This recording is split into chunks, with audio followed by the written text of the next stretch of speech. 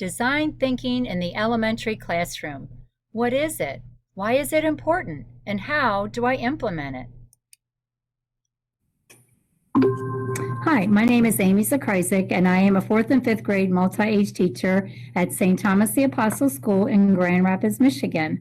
I was first introduced to design thinking back in 2016. A class at Xavier University in Cincinnati was introducing a lot of educators to the concept of design thinking. And at the time, I was teaching kindergarten. And so when I came back and really introduced this concept to my kindergartners, it was a ton of fun. It was challenging. It was taking a step aside from how I normally would teach, but it really paid off very well. I now have those kindergartners in my 4th grade class. And so they have had design thinking before. So that's a lot of fun to see what they're applying from what they learned in kindergarten. I hope today that you learn something about design thinking that you didn't already know. I hope that you end up feeling comfortable enough about design thinking to really try it in your own classroom. So I have my email at the end of the presentation, and I'm really honest when I say I would love for you to reach out if you have any questions along the way. Thank you.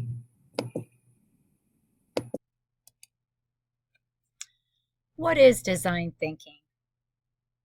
Design thinking is an approach to problem solving in which students engage in an empathetic interaction in which creative imagination is central. There are definite steps to the design thinking process, and this is true whether you're doing it with a classroom or whether businesses are doing it in their field. These steps are definitely followed each and every time. First, you empathize. You think about who you're designing it for. You're going to be defining the problem. Then you ideate, you build a prototype, and then you test your prototype. The first step when you empathize. Understanding is the first step in design thinking. Who are you trying to help with this design, and what problems or challenges do they face? For instance, years ago, we had a student who was in a wheelchair that needed a desk, and my class met with him, went through some design ideas with him. He kind of explained what he could and could not do, how he could move his arms, how he could move around. And he also shared with us things that he loved. He loved fish, and so we tried to incorporate fish into the design. And so we really investigated who he was and what his needs were. You define the problem you want to solve. Why is it important? What have others done to solve the problem? And conduct research to fully understand the problem. In the same situation with our student in the wheelchair, the problem was that he was moving from the lower elementary grades where they had tables where he could easily bring his wheelchair under the table to a situation where the classroom had desks, and he needed a desk that would be appropriate for his needs. Ideate. What are the possible solutions? Brainstorm the impossible. Don't stop at the obvious. What are the best ideas from each solution? I tell my students, think of something that you would think, wouldn't it be so cool if, and I tell them, go ahead and go with that idea. And down the road as an adult, if you're in that situation in business, come up with the idea. There's bound to be someone who can figure out how to implement that idea. And as far as the best ideas from each solution, what you end up having are the students really rally together and say things like, oh, I like that idea from this design. I like this idea from this design. So it's no longer we're using my design, it's we're using our design. What is needed to implement this design for the prototype? You experiment with the design. What are good ideas to keep? What needs to be tweaked and what needs to be thrown out completely? You'll see in the video in a little bit, I have students who are trying to build things and they realize as they're in the process of building it, there are things that didn't work. And so they kind of had to go back to the drawing board and redesign their prototype. Test and get feedback from others. How can the design be even better? Modify the design based on feedback. So in the situation with our student in the wheelchair, once we had our designs finished, and we had a few little prototypes built, he came in and shared with us what he really liked, what he thought would work. And he added some of his ideas, and we modified the design based on his feedback. So now you're thinking, is it design thinking? Is it STEM? Is it STREAM? What exactly is the difference? So think of STEM and STREAM as the curriculum. You have science, technology, religion, engineering, art, and math.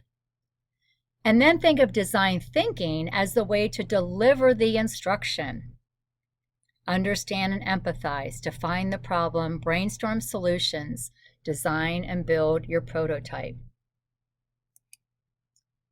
Why is design thinking an important concept to teach our kids?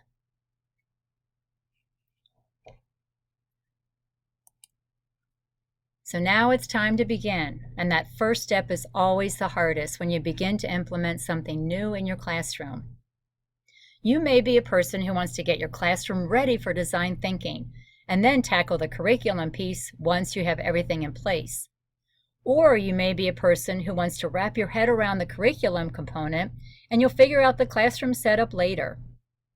Either way, you are ready to take your first step. So just spend some time thinking about which type of person you are and which approach you would want to use. Would you want to get your room ready, kind of get some things in place? Or do you really want to learn more about it and the curriculum, looking at your standards and how you would implement this in your classroom? So we're going to begin with getting your classroom ready and finding that space. So look around your room and you find several shelves which maybe can be utilized to store your design thinking material. Don't see any good spaces? Well, you can either clean out that cabinet that's been collecting teaching material for the last 10 years or buy a rolling cart. If you're still struggling with where to find a good space for your supplies, this can certainly be the first design thinking problem you pose to your students, and I am serious about that. You'd be amazed at their ideas that they would come up with as far as where to put the design thinking space. You're going to collect your material and organize them. Start saving those things that you would normally recycle or throw away. The stranger, the better. Keep the packaging from online shopping, any tubing from replacing a shower head, lids from just about anything. Save old screens from windows. Get some cool sticks from your yard. Are you getting the idea? Save crazy things, things that you think, I wonder if someone could use that. The crazier, the better. And here are some things I have collected over the years. Now remember, I've been doing this for 5 years, 6 years. So I've had a chance to collect a lot of things. So I wanted to share a few things that I have in my design thinking area. In a non-COVID year, there would be no desks in this space. I would have plenty of room for the kids to work. I even have a high top table that I put back here for the kids to work on. This is an old computer desktop that would sit, it's like the hutch that sits on top. So I brought that in. Works great for storage. The kids can also work on the top there. So over here I've got some wood, balsa wood. I've also got, these are just cardboard pieces that someone donated. These are just random pieces of wood that I kind of keep here. The trays are great for the kids to take to their desks to work on projects, and then they can just carry everything back and set it in this back space for when they're not working on it. We've got construction paper in here, and then this bin here has just odds and ends. There's styrofoam, and again, remember I've been collecting for a long time. These are old candles. from church actually. And so the big pieces I tend to want to keep kind of stacked up. I've got in here those wonderful toilet paper rolls, paper towel rolls. I've got fabric in here, yarn here. This bin has just random things. Like I said, keeping packaging from your online shopping is good. This was an old wooden shelf that I just thought, well, I'm not going to throw it away. I'll put it in design thinking. I've got foam board back here and other cardboard. Again, so I'm not sure why it stopped recording a moment ago. So anyway, this is the shower head I was telling you about that I brought in. This kind of piping or tubing rather that has been utilized quite often in projects. In here I've got old CDs. We use Play-Doh a lot, and then we of course keep the empty bins for design thinking. Here I've got those brats. Those are great for like attaching things. Toothpicks galore. Let's see, we've got coffee filters. This drawer has a lot of just odd wooden pieces that a parent sent in. And then here, those medicine cups, just bring those in. And again, more toothpicks. We've got googly eyes, definitely a must. And then, of course, this is a mess on the floor sometimes, but the kids know to help clean it up. And the kids really enjoy sometimes adding these to their projects. We've got ribbon. That's a fun thing to keep. The kids enjoy using that. Doilies. So again, this is all stuff you can have donated. Game pieces. I would definitely recommend having a container just to start collecting old game pieces. Here is the container I was telling you about that has a lot of lids. Once you tell your parents you're collecting just lids of any kind, they will swamp you with lids, and then you'll be good to go for probably, several years. Here we have more game pieces. That's an old Slinky I brought in. Popsicle sticks are a must. Straws are a must. These are those foam board letters. The kids enjoy sometimes naming their project or their design. Here we have tissue paper, and in fact the other day was my birthday and there were streamers on the door, and I was carefully taking them off and rolling them up, and a teacher walked by and she was like, "What are you doing?" I would just throw them away, and I said, "Yeah, I put them in my design thinking and they'll be utilized." So once you get that mindset of saving things and utilizing things and not throwing things away, you'll be really surprised at how quickly your design thinking area can build up. These are, again, foam board. They're kind of like the popsicle sticks, but they're foam. Pipe cleaners are a must. I would highly recommend Reynolds Wrap. I've also got skewers and chopsticks. The kids really use those often. These were donated. These are baby food containers, plastic, and there were just a ton of them in the lounge. And after I saw that no one else was going to use them, I snatched them up for design thinking. So here is my kind of nature area. I've got sticks and rocks back there. We've also got sand, bags of sand. I've got little seashells. This kind of moss that you can get at any craft store really helps their projects look very authentic a lot of times. This container has string and other kind of ropes. The styrofoam trays right here. Then I've got just scrap construction paper and then more construction paper, a little more organized. So up here is where the kids can store their projects. So these are the projects they were working on. Here's the snake project. And this again, their design thinking challenge was design something, Kirby, for a snake to crawl through. This was the baby bottle. They had to design something to quiet a crying baby.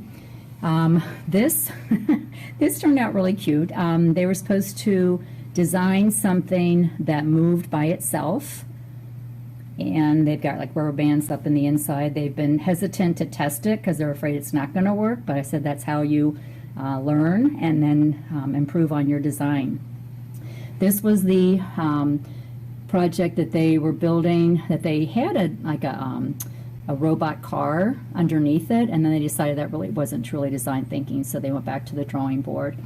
This was something that someone could use to sit on in a blizzard, and so they made like a little covered area, and then they said this was like a snowboard or a snowmobile that they could pull along, and also transformed into a backpack. So again, they're thinking outside the box, but I love it. And those are the thinkers that we want creating things in our future. This was the space for the guinea pig to hide in. And again, they had a little tube going in there. So that's it. Hope you learned something as far as how to set up your design thinking space. Implementing design thinking your way. You can implement design thinking into your classroom several different ways. Decide which makes the most sense for you and your students. It's got to be a good fit for you. It's got to feel right. It's got to feel like it's a natural extension of what you normally would do. Start small and get comfortable with doing this. If you start too big, it may feel overwhelming. One thing you could do is think of a need that your school or classroom may have. Maybe there's a storage space that's needed for the art room. Or maybe a reading nook is needed in your classroom. Or maybe that design thinking area we were talking about a moment ago. Or you can have your students think of people or animals that need something. And then here's that example I was telling you about, the young student who was in the wheelchair and needed a customized desk. Maybe you have a class pet who needs to run around and get some exercise. Or you could also go about it this way. You could look at your standards, your engineering standards, your next-gen standards. Where can you incorporate a design thinking lesson? And here's an example. One of our standards is define a problem to be solved and list probable solutions in consideration of constraints. You could incorporate this into the standard that reads, generate and compare multiple solutions to reduce the impacts of natural earth processes on humans. And there you have a design thinking project. Here's another option if you really just want to get your feet wet. And this is what I actually did with my students to illustrate what design thinking looks like in the classroom. You just saw the examples of it as I was showing you some of the material in my classroom. And in a moment, you're going to see the students actually building these designs. So these are some ideas. You could have your whole class work on the same challenge and divide them into smaller groups. For instance, you could have your whole class design something to sit on in a blizzard, but each group would come up with something different. Or you can have your students pick the challenge that they would like to do and then formulate your groups that way. And that's the way that I normally would create design thinking projects. The students pretty much choose their option and then I formulate their groups. That's really nice to kind of mix things up also. All right, so here we go, the design thinking challenge, what it looks like in the classroom. And it has been a challenge to do it in COVID, but we managed to keep going and make it still happen. So, Colin, what are you working on? We're making a room for the guinea pig to hide in. Okay. And then we're gonna make this going like this, but it's not quite big enough. And so the prototype is smaller, so for the real one we're making it a little bigger because the guinea pig's a little bigger than that. And then we're making this a little wider and taller so we can fit this inside the hole. And then he can crawl through in here and go in the house and hide. And then we're going to have like a little food bowl. And A little what? a little like food bowl. We're going to stick it into like the side so it can eat in there. And Reed is making that. And now we're going to make like little fake carrots.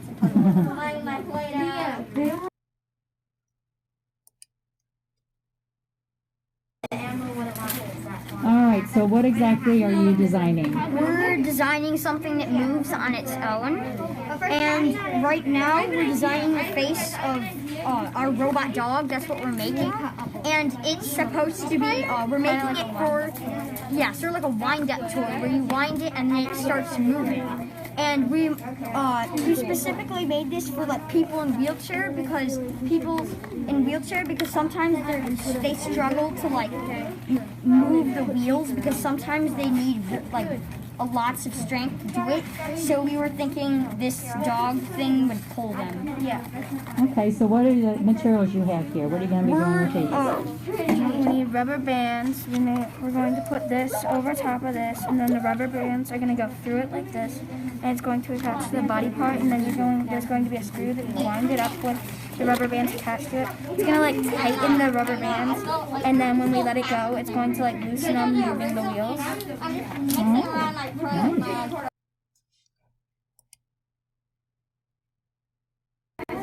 Alright, so we're trying to design this parachute for our coat that's for hiking. So the parachute is because in case they're going really fast and they need to jump off the cliff and get away and land. So we're having this box that will be attached to the back of the coat. We're making this parachute that will be attached with these strings to this, and then it can fit in, the parachute will be able to fit inside here. And how would the hiker release it? We're gonna make a string that will, I'm gonna get another string that will attach to this so that they can pull it. This will open up and then the parachute will release. It should be attached to the box. Oh yeah. Well, yeah, that'll be a good idea. So, All right, so you changed your prototype, you said. yeah. So we had to change the prototype because we didn't want them having to pull two different strings in case of an emergency. So I combined two strings together at a certain point. So these will both open up both doors, and then they only have to pull one in all. So that they won't have to like, oh no, I have one of them, where's the other? Right. So that they can just pull it and then they'll parachute to safety. That's a good adjustment you made to your prototype. Excellent. All right, so we now have the parachute backpack. We got the prototype ready, so she's testing it out. It's like a coat thing it's many different uses. Okay, so it's for climbing. This is a medications area that has tubes of medicine, and then it has bandages in there. Over here, well, this is it for in case you find things like minerals that you want to keep safe when you're traveling. There are many pockets. In this pocket is And what was that? I didn't hear you. I think that was a pair of. I think this is a pair of Wyatt's mom's gloves. Okay. And so where's the? Okay, keep going. Air tubes? Yeah, they're air when you're in tubes. eye I'm gonna health. connect them to a mask I made, like I crocheted it, and it's gonna be like an air mask in case you get too high altitude. Okay. Or if you go swimming. Yeah, if we go swimming. These are for when you're swimming. I mean, not swimming. When you're like digging, climbing, and you're slipping into the mountain. You just smash it into the mountain so you don't fall. Okay, show me that one again on your arm. This is in case if you're slipping off like a cliff, you Okay. use them to climb up, like in Okay. those action movies when they use plungers to climb up buildings. Okay, that's awesome. And And then this is a radio, which is also communication. If you like boulders fall on you, and this is a flare for if you get stuck on an island or something. This is a flare. okay. And I'm about to put black duct tape around here to make it look like a handle. In this Okay. pocket that we added here, we have batteries. Where's the pocket that you added? It's right there. And here we duct Oh, taped duct tape, it so okay. they don't fall. And here there are more flares. All right, and then you're going to attach on the back The parachute. the parachute. So show how that's going to work. But that'd be way too heavy to just Okay, so when we're ready, we're gonna attach this to Allie's back. you can see that it has these two things so that you can pull these, and then the So door. just prop it up behind her there to show how the finished product is going to look. So it's gonna be like that. And these two round are to symbol that it's connected. It'll pull them open. And then inside there's a parachute that we And when made. you're falling from the sky, wind pressure will be going up, so it'll just go like boom, and then That, Ellie and will it'll- fly up and be safe. Okay, nice prototype. And well done, boys and girls.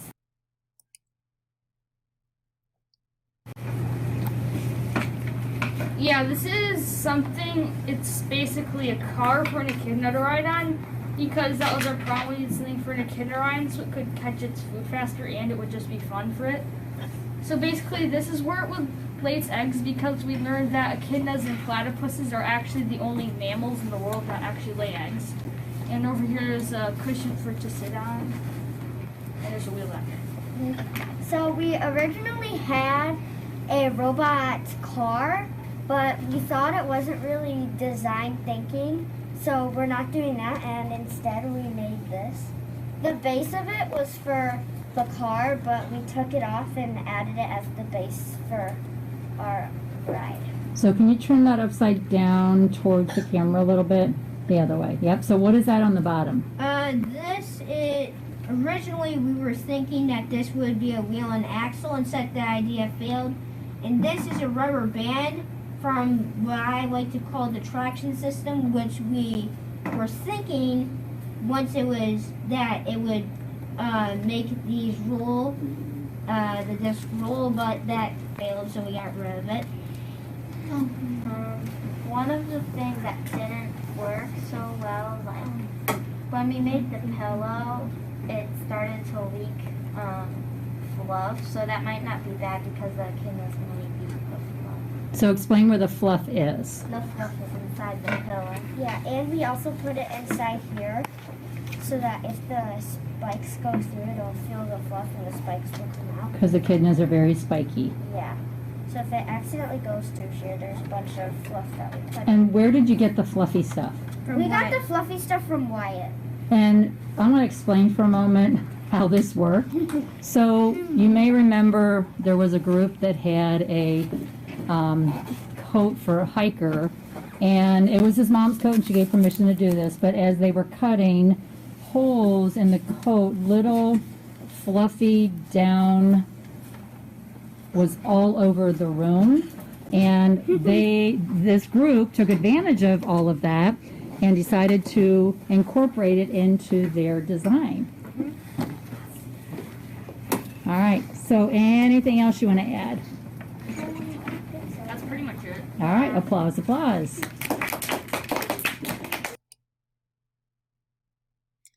So why is design thinking an important concept to teach our kids? Well, first of all, I think you can see from the videos, they have so much creativity that is just bursting at the seams. They are the future generation that are truly going to be designing things that will be possibly changing the world. And if you think about it, there are businesses that have used design thinking, as I said earlier, and I do want to introduce you to a couple of companies that have used that. So here are 6 companies that have successfully applied design thinking. Nordstrom, Bank of America, Starbucks, Nike. This was interesting. They interviewed skateboarders to design shoes because they were not, like, that was not a market they were appealing to. And once they worked with the skateboarders, they were able to design a shoe that is crazy popular now with skateboarders. Oral-B, GE Healthcare. This is super cool. They realized that an MRI was so scary for kids, and so in order to fix this problem, they talked to children, they talked to educators, they talked to, I'm trying to think, there was another group they talked to. daycare workers maybe, and they came up with the idea to design a pirate ship, and they actually have several different designs in different hospitals, but it's a whole adventure. And so from the moment the kids get there, they're ready to go. It looks like fun, it's inviting, and you can see here that prior to the transformation, prior to them developing this system of having an MRI for kids, 80% of the kids needed to be sedated, and then this dropped to only 10%. So it transformed from a terrifying experience to a creative journey for children. And again, this was through design thinking.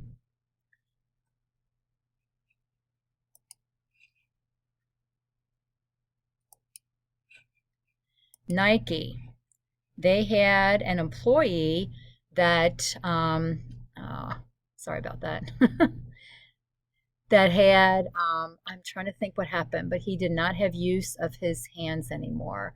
Oh, he had a stroke and he lost one hand. So they put their top designer in charge of designing a shoe just for this particular employee.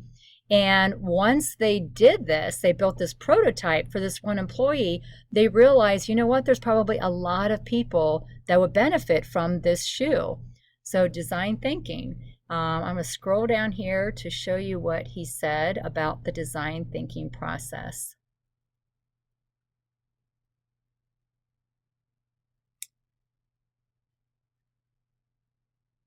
We often listen to extreme athletes to bring the benefits. We looked at LeBron as an extreme athlete. If we can design for him, we can solve problems for high school basketball players. What I love about this shoe is we listen to the extreme needs, people with specific limitations. And with the solution, it's a universal proposition. We talk a lot about universal design and what does universal design does when it creates an invitation for every and any athlete. When we solve that problem really, really well, it creates universal appeal. It's not going to be bound by one unique audience. It welcomes any audience because it is so clever.